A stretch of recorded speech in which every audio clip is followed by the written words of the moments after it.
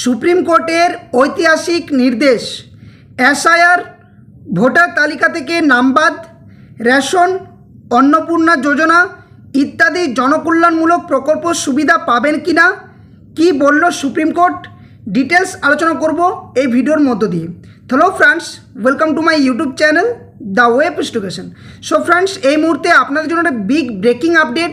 সেটা হচ্ছে সুপ্রিম কোর্টে একটা গুরুত্বপূর্ণ মামলার শুনানি হয় গতকালকে, যেখানে মামলাটি হয় সাধারণত যে পশ্চিমবঙ্গে এসআইআর 2026 যেখানে প্রধান তালিকা বা ফাইনাল তালিকা থেকে যাদের নাম বাদ গেছে তাদের যে জনকল্যাণমূলক বিভিন্ন প্রকল্পের সুবিধা, যেখানে অন্নপূর্ণা যোজনা, আয়ুষ্মান ভারত, যুবসাথী প্রকল্প, সাথে সাথে রেশন কার্ডের যে সুবিধা থেকে বঞ্চিত করা হচ্ছে, এই ব্যাপারে একটা গুরুত্বপূর্ণ মামলা হয়।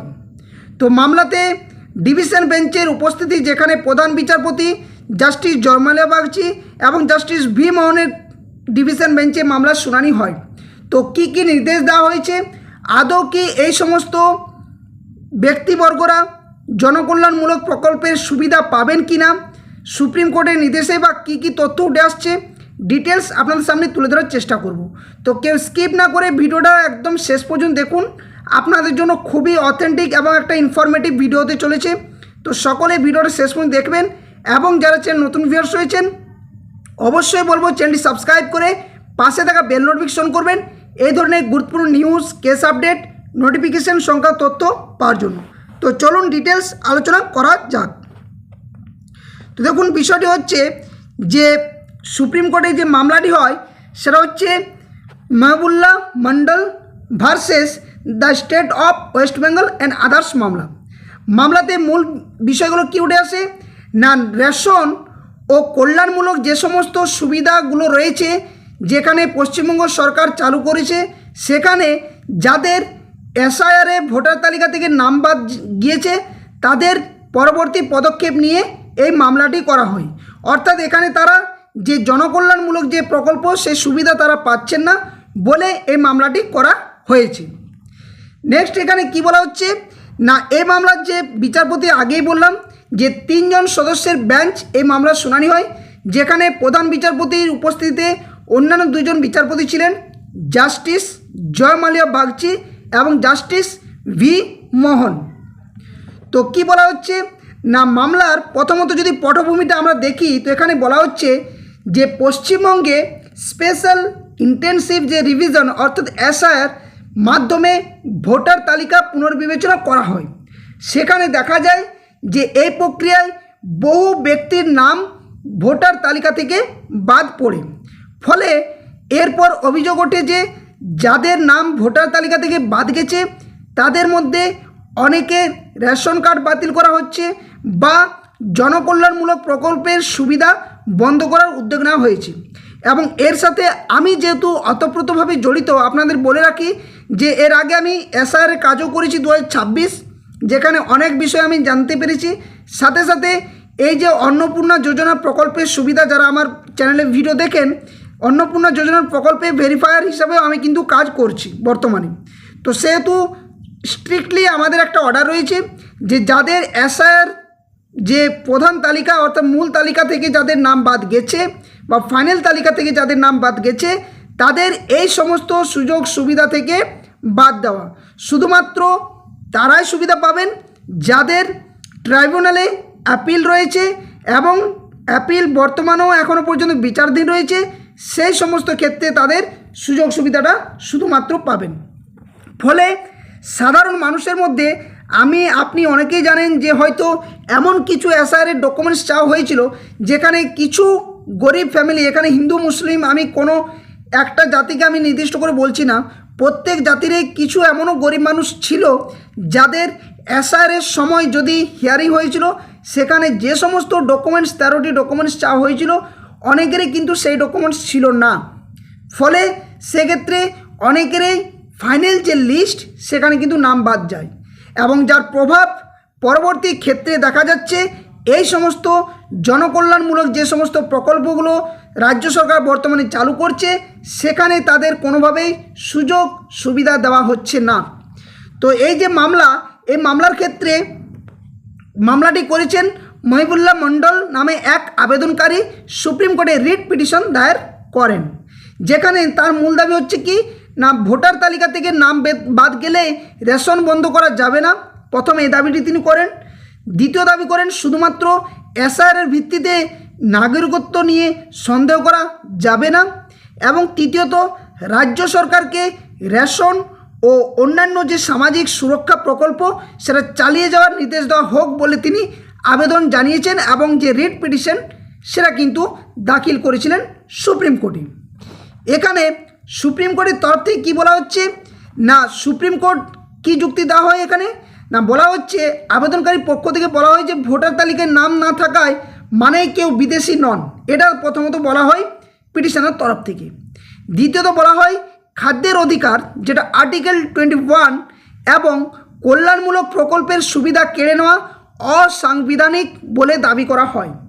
এবং তৃতীয়ত বলা হয় যে নাগরিকত্ব নির্ধারণের ক্ষমতা নির্বাচন কমিশনের নয়, অর্থাৎ যেহেতু এই যে এসআইআর 2026 যেটা হয়েছে সেটা কিন্তু পুরো প্রক্রিয়াটা ইলেকশন কমিশনের আন্ডারে, সেক্ষেত্রে এই যে 3 নম্বর পয়েন্টটা যে নাগরিকত্ব নির্ধারণের ক্ষমতা নির্বাচনের কমিশনের নয়, এই বিষয়টি কিন্তু তাৎপর্যপূর্ণভাবে কিন্তু তুলে ধরা হয়। অর্থাৎ এখানে বলা হচ্ছে যে সামাজিক সুরক্ষা প্রকল্পের সুবিধা কেড়ে নেওয়া অসাংবিধানিক এবং খাদ্যের অধিকার যেটা আর্টিকেল 21 হিসাবে রেশন যে সুবিধা সেটা পাচ্ছে না বা বাতিল হয়ে যাবে, সেই জন্য এই মামলাগুলি করা হয়। এখানে সুপ্রিম কোর্ট গুরুত্বপূর্ণ একটা পর্যবেক্ষণ করেন। কি বলেন সুপ্রিম কোর্ট না, আদালত অত্যন্ত গুরুত্বপূর্ণ একটি নীতি পুনর্ব্যক্ত করে, যেখানে বলা হচ্ছে যে নির্বাচন কমিশন ভোটার তালিকা থেকে নাম বাদ দিতে পারে, কিন্তু শুধুমাত্র সেই কারণে কোনো ব্যক্তি ভারতীয় নাগরিকত্ব হারিয়েছেন এমন সিদ্ধান্তে পৌঁছানো যায় না।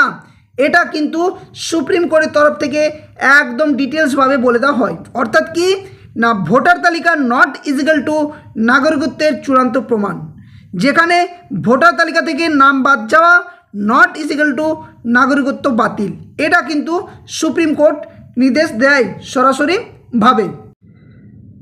তাহলে এরপর প্রশ্ন জাগছে যে সুপ্রিম কোর্ট কি রেশন চালু রাখার নির্দেশ দিয়েছে?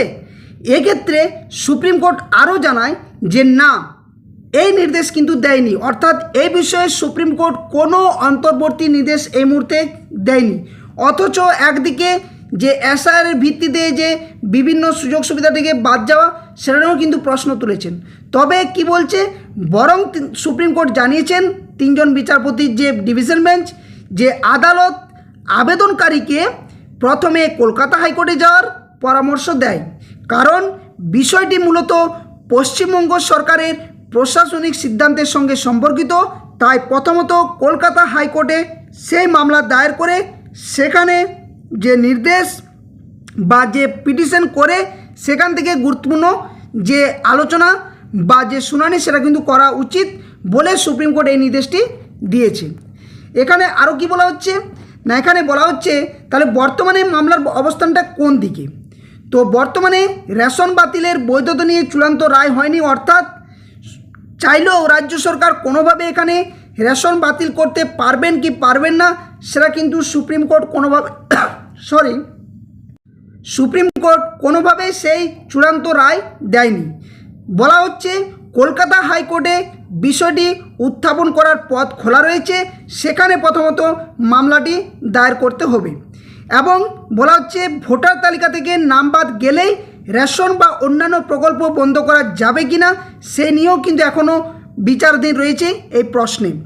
তো দেখা যাক, বিষয়টি খুবই কিন্তু তাৎপর্যপূর্ণ, যেখানে সাধারণ নাগরিক অনেকেই রয়েছেন যাদের হয়তো এই সুযোগ সুবিধাটি পাওয়া দরকার। কারণ আপনি সকলেই জানেন যে অনেক এমন গরিব সাধারণ ফ্যামিলি রয়েছেন যাদের হয়তো এসআইআরের সময় সেই মতো কিছু ডকুমেন্টস না থাকার জন্য তাদের এসআইআর যে ফাইনাল তালিকা সেখান থেকে নাম বাতিল হয়, এবং বর্তমানে তাদের এই খেসারত দিতে হচ্ছে রাজ্যের বিভিন্ন প্রকল্প তথা যে জনকল্যাণমূলক যে সমস্ত কাজগুলো বা সুযোগ সুবিধাগুলো দেওয়া হয় সেখান থেকে।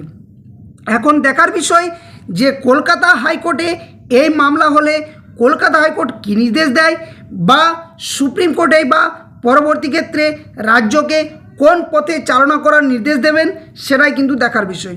যদিও এসআইআর সংক্রান্ত যে ট্রাইব্যুনাল এখনও পর্যন্ত সুপ্রিম কোর্টে বিচারাধীন, পুরোপুরি ক্লিয়ার হয়নি, তাই এখনও পর্যন্ত এই সমস্ত নাগরিকরা, সাধারণ মানুষরা রাজ্যের বিভিন্ন জনকল্যাণমূলক যে প্রকল্পের সুবিধা সেটা থেকে কিন্তু বঞ্চিত হচ্ছেন এবং মনের মধ্যে একটা ক্ষোভ, উত্তেজনা প্রশমন কিন্তু হচ্ছে।